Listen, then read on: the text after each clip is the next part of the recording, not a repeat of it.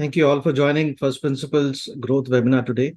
EAT is amongst the most important ranking factor in Google search. So we welcome to our highly anticipated webinar on how to supercharge EAT with AI. My name is Pushkar and I'm thrilled to be here today, joined by an esteemed SEO analyst from FP Growth, Nalini, who will shed a light on the incredible possibilities AI offers in enhancing your website's EAT. Over to you, Nalini.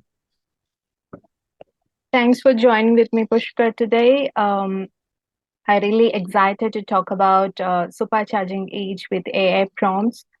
Um, without wasting your time, let's get started. Let me start with Google updates. What are the update Google algorithm update released so far? For regarding each. Let's have a quick review. Um, about the updates. Like on March 2013, Google has officially announced quality rating guidelines, which is uh, enhance the quality of SERP and the relevancy of the SERP too. And then on March 2014, Google has released EAT update, which is you guys already know what is EAT like. It is expertise, authoritativeness, and trustworthiness. Um, so from then onwards, Google started evaluating the web page based on the EAT guidelines. And then later on December 2022, Google introduced one more with each that is called an experience. It means the web creator must have real-time experience in the content what they talk about. So these are the milestone updates we got from Google about each. Let's see what VP of Search Google has quoted about EAT guidelines. So, EAT is a template for how we rate an individual site, and we do it to every single query and every single result, and it pervasive throughout every single thing we do. So from this, you can understand, EAT is a very important factor in the content, rating, uh, content creation and the how the Google rate your website, right? So I would like to say like how the EAT movement gets started, what triggers to create the EAT guidelines. um, on 2011, Google has made a study called Zero Moment of Truth. In this study, 60% of people starting their research, shopping research from the search engine, and they are, looking for 10.4 sources to make a perfect purchasing decision. From this results, they could understand two things. One is an opportunity. Another one is like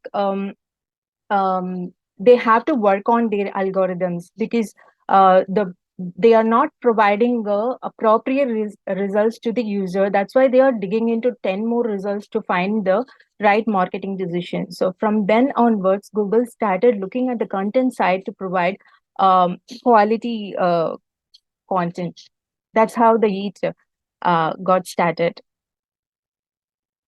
So let's see what is EAT and why it's matter.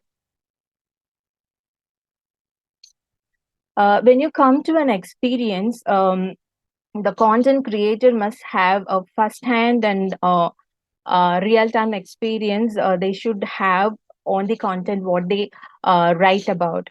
Let me give you an example. We can take like Captira or G2 kind of website. Um, they used to review softwares, right? So when they review, they used to talk about pros and cons and feature, and they talk about the pricing, and they compare with two different software, and then they used to provide their review. For the such website, they have to prove they have already experience with such software before to give a proper review. That is applicable for other things as well, like plays review, and when the people are giving guidance or tips to some people. So if you are mentoring to any particular exam or in anything, it can be, you have to show off your real time experience when you talk about the things. How you can demonstrate your experience in your web page content, that is very crucial, right? So so that what you can do is you can add some visual element and audio recording or the relevant link, which is proving that you already have an experience about the particular subject matter. Let me moving to expertise. So expertise means being expert in subject matter, um, especially on YMYL topics. It means your money and your life. Google very concerned about these topics because you know these topics are directly affected the user. So, for example, financial advisor or the medical advisor, if they provide any wrong information, then this that is directly affected, affect the user, right? So, um, so that's why showing your expertise is very much important.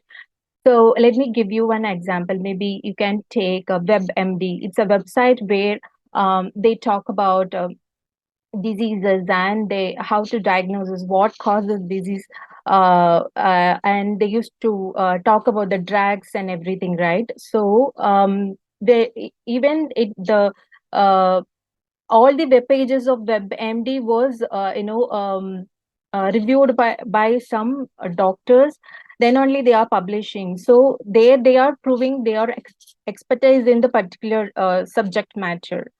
So that's how you can prove your expertise in subject matter. So this is simple. Just you can add your author bio in a summary. You can include all your qualification and research contribution and awards or honor, whatever you think which is showing the thing you are expertise in the particular field. You can add it on and in your author bio. Yeah, that's how you can show off. Let me moving to authoritativeness. So, here, authoritativeness means it's building a topical authority. Um, you can see like Elon Musk and Tesla. If you hear this word, what comes in your mind? It's an electric vehicle, right? So that's how you have to build a topical authority in particular field and in particular niche. So if Elon Musk is talking about any medical terms, will you believe or will you believe it 100% true? And you will go and cross check the facts and you will take the things, right? So the same way, they cannot talk everything and your web page. You have to pick the particular field and you have to talk about the particular niche. That's how you can build your topical authority by sharing your reliable information to the user, and you can build the citation across the web page, and also you can show off your partnership with the people who is having a good if you are collaborating with someone in your industry, that is also you can show off in authoritativeness.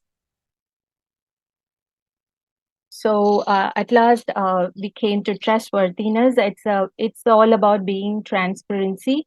um, in every relationship, trust is a very much important factor. The same way here also, how you build your trust between you and your user, that's always a matter. If you have experience, expertise and authoritativeness, but you don't have a trust, then no matter, you cannot climb the each credibilities. Let me give you some example. You can provide brief and comprehensive privacy policies, policy and cookie policy in your website, which is accessible to your user. They come and read, and they can understand how you are dealing with your data. And you can provide a safe browsing experience to your user. And also, you can give a security, I mean, how the data are secured in your transaction pages. And also, you can, how you are dealing with your user feedback, that and all. It's a social evident how you are being transparency with your user, right? So um, not only this, there are many factors involved in trust. So it's all about being transparency with you and your user. You should not hide anything. So yeah, that's how you can build your trust in your website. Yeah. All right. So now we can see how to power up your content with AI. So before talking about the AI tool, maybe a generative AI or chat GPT, you have to understand what is language model is, right? So you from this picture you can see where the large language model stands. Like it stands here.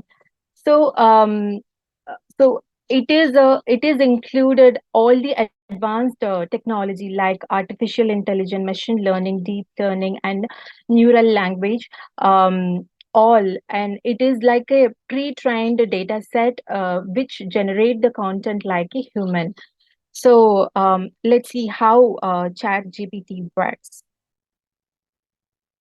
So as like I already told, it's all pre-trained data set, and it used to provide the results based on it.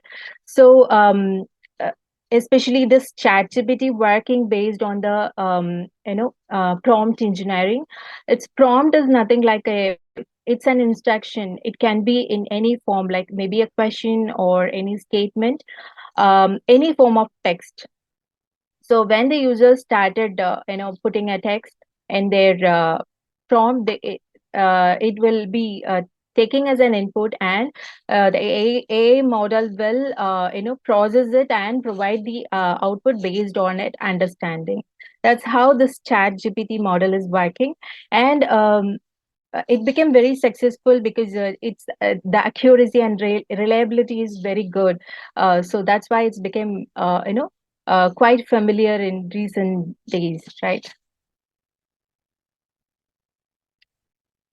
uh, yeah. So even though they have accuracy and reliability in their content, you have to you know some things to keep your mind when you are crafting, curating your content based on the AI tool. um, let me see one by one. It's a review and edit. Like you are generating a content for user, not for a search engine, or not for any machines, right? So you have to add on your emotion, and that will give more attention to the user, right? So also, maintain your brand voice. Like the AI model cannot keep the consistency of keeping your brand voice. So you have to do some rework on your content to keep your brand maintenance, right? And then fact check.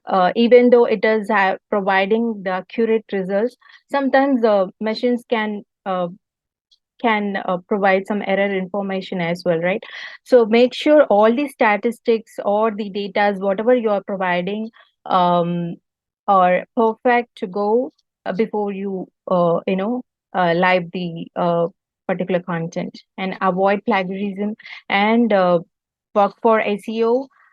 So the best practice for SEO. So you can apply all your strategy that AI cannot do, right?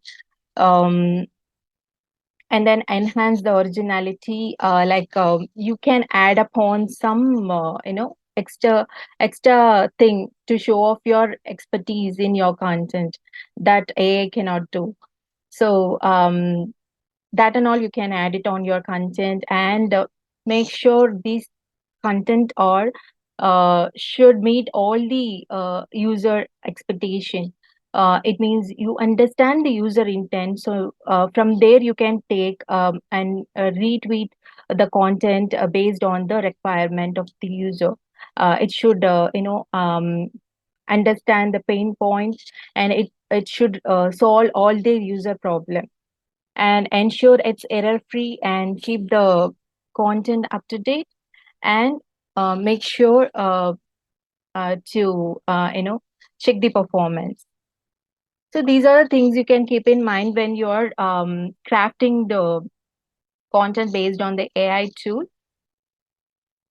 Let me go to the framework of strategy and framework for content. So first, content structure. When it come to the content structure, Google never demanded to provide long form of content, and there is no evidence that long form of content only rank in top three results, right? So you have to understand the requirement of the particular topic. You have to do some research and make sure what kind of topic need to be included. So it can be a long form or short form, anything. You have to understand the need, then you can decide the the word of the content. So, and one more thing you have to understand, all our user, or most of them are visual learners. So they want quick answer for their problem. So you can help them to provide the things to understand quickly by adding more things like you can add descriptive heading tags, and you can provide related source links in your content, and you can to appealing good, you can add all the HTML format, like adding table and list, and you can add some codes, and you can add some visual elements like infographic, or you can add some YouTube video to describe about the topic. So these are all easy way to user can understand what is the topic about, right? So that's how you can keep the structure for with a with writing list, and writing better, right? Yeah, let's see the opportunities, like don't focus only on top three results. There are other search features available in Google. So for all that, you have to do a bit of content planning, that's all. you know um, these content planning will give you better CTR, and to drive more traffic. And because these when you placed on the serve feature, it will be a what to say, it won't be like a regular result. It is like a it is increase your CTR, especially it's attract the user, right?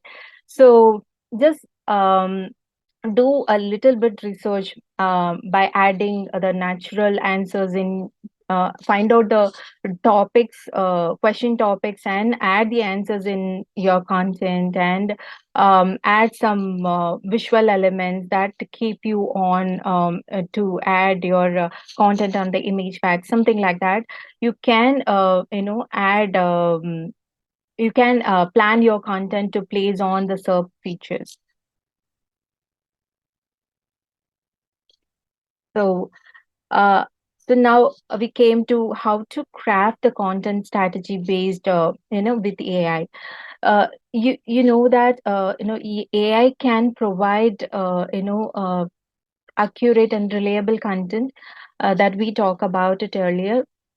But from your end also, you have to do some research, analyze the SERP. When you're crafting a content for the particular topic, you have to analyze a little bit about the SERP. What are the results comes in? Analyze the top three competitors, what are the topic they have included, like what working well and what not working well to them, sort it out, and check that what makes them sounds looks like an authoritative person, and analyze the opportunities. Is there any opportunity to place on sub features? And also you can add it your own things as well to show off your originality. So just do this framework, and you can put the instruction on AI and you can get a content. But these things like when you get a content, you will be good at all the three elements, like expertise, experience, and authoritativeness. But the trust only thing that you need to build with your user, that is cannot generated by the AI tool. For that you have to put your extra effort and research to being transparent with your user. That's how you can um, you know you can supercharge your content with this AI technology. And this AI or these AI give you a lot of ideas and lot of guidelines. You can take that ideas from it and craft and customize in your way and add value to with your own originality, and share the content. It definitely um, and also try to do A/B test about the performance, and definitely it will be um, a winning content. So what is next? So Google has already announced search generative experience. Um, so it to come. So everybody's really all the marketers started talking about it, because the first fold of content will be occupied by AI.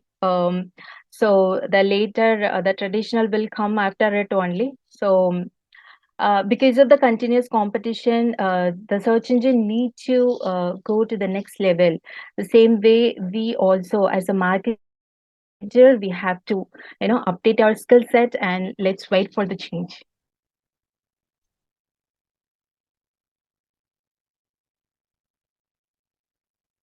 Yeah, Pushkar, I think I have covered. Okay. Thank you, Yeah. Nalini. This was insightful and really, in-depth coverage about how AI can help in enhancing EAT, which is a very important ranking factor. Just have a one question for you. Uh, Let me know. I mean, what do you think? The generative AI, what role schema markup have in generative AI? What do you think? How significant they would be, in the coming updates? Yeah, the AI tool occupies the first fold of content, even though it occupies it, sharing the related,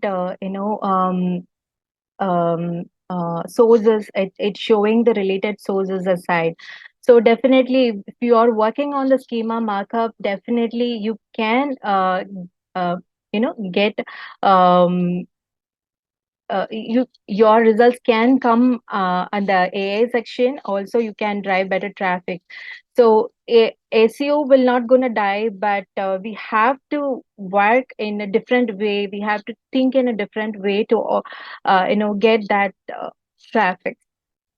Yeah, I mean, I totally agree. SEO is not gonna die. I mean, it's basically, I think AI is going to be, as you said, it's going to be relying on the data set generated by the schemas. So I think they are going to play a significant role in the coming, strategy for all the SEOs.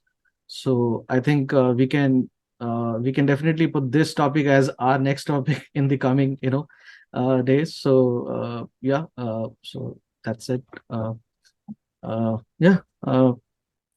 Thank you, Nalini, and thank you all for joining today as we explored how remarkable AI can be in supercharging it. And feel free to send in all your queries to us. Until next time, this is Pushkar signing off. Stay curious and stay ahead. Thank you. Thank you, everyone.